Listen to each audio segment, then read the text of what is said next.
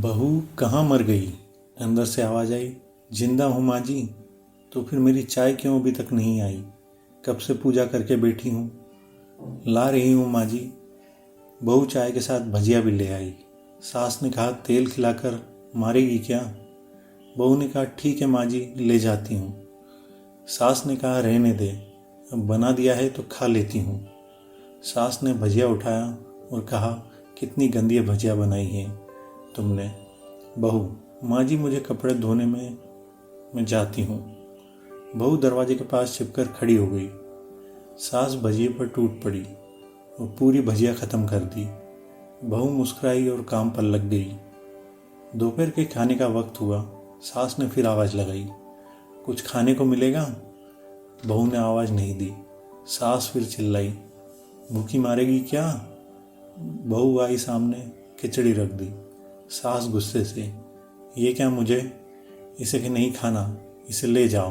बहू ने कहा आपको डॉक्टर ने दिन में खिचड़ी खाने को कहा है, खाना तो पड़ेगा ही। सास मुंह बनाते हुए, हाँ तू मेरी माँ बन जा। बहू फिर मुस्कुराई और चली गई। आज इनके घर पूजा थी। बहू सुबह 4 बजे से उठ गई। पहले स्नान किया, फिर फूल लाई, माला बनाई, रसोई साफ की, पकवान और भोज बनाया। सुबह के 10 बज गए। अब सास भी उठ चुकी थी। बहू अब पंडित जी के साथ भगवान के वस्त्र तैयार कर रही थी। आज ऑफिस की छुट्टी भी थी, उनके पति भी घर पर थे। पूजा शुरू हुई। सास चिल्लाती, बहू ये नहीं है, वो नहीं है। बहू दौड़ी दौड़ी आती और सब करती। अब दोपहर के 3 बज गए थे। आरती की तैयारी चल रही थी। पंडित जी ने सबको आरती के लिए बुलाया और सबके हाथों में थाली दी। जैसे ही बहू ने थाली पकड़ी, थाली हाथों से गिर पड़ी। शायद भोज बनाते हुए बहू के हाथों में तेल लगा था, जिसे वो पूछना भूल गई थी। सारे लोग तरह तरह की बातें करने लगे। कैसी बहू है, कुछ नहीं आता, एक काम भी ठीक से नहीं कर सकती, न जाने कैसी बहू उठा लाए, एक आरती की थाली भी संभाल नहीं सकती। उसके पति भी गुस्सा हो गए, पर सास चुप रही, कुछ नहीं कहा, बस यही बोल के छोड़ दिया, सीख रही है, सब सीख जाएगी धीरे धीरे। अब सबको खाना परोसा जाने लगा।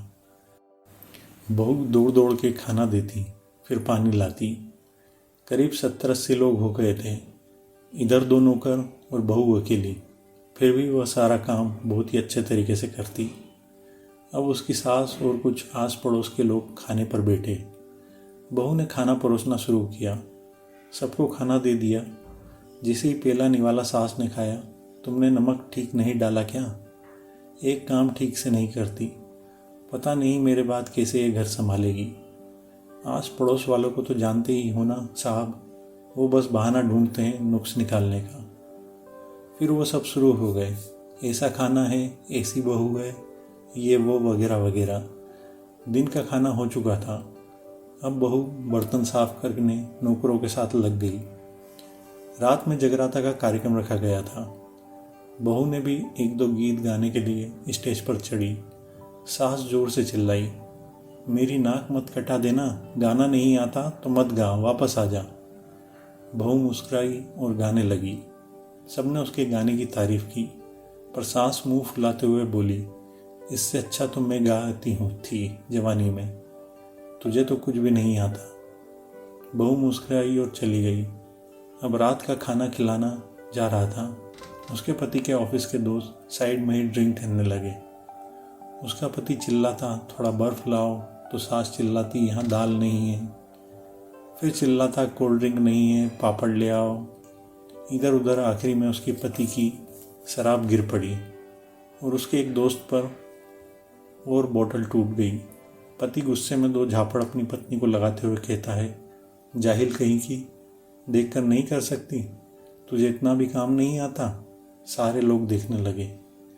उसकी पत्नी रोते हुए कमरे की तरफ दौड़ी।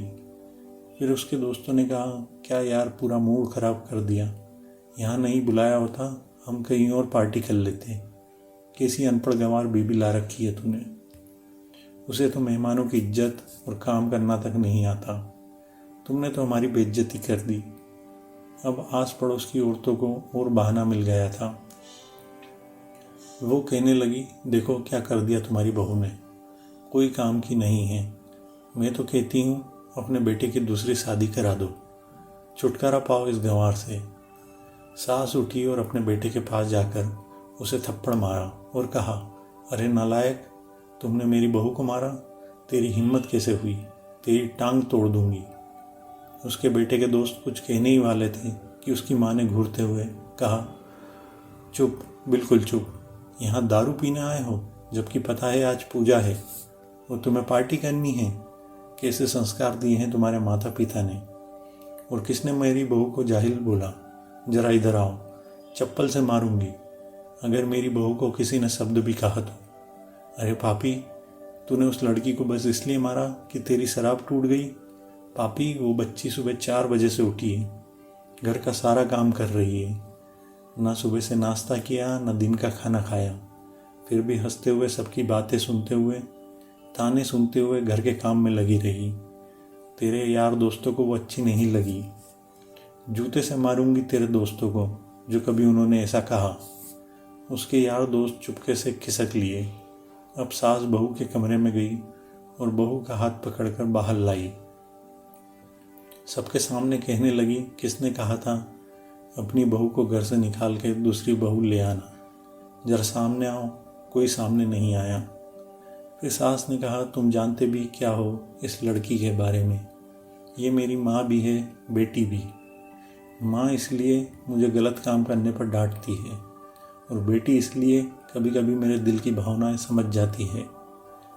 मेरी दिन रात सेवा करती है, मेरे 1000 ताने सुनती है पर एक शब्द भी गलत नहीं कहती, न सामने न पीठ पीछे। और तुम कहते हो दूसरी बहू ले आऊं। याद है ना छुटकी की दादी, अपनी बहू की करतूत। सास ने गुस्से से पड़ोस की महिला को कहा, अभी पिछले हफ्ते ही तुम्हें मियाँ बीवी भूखे छोड़ घूमने चले गए थे।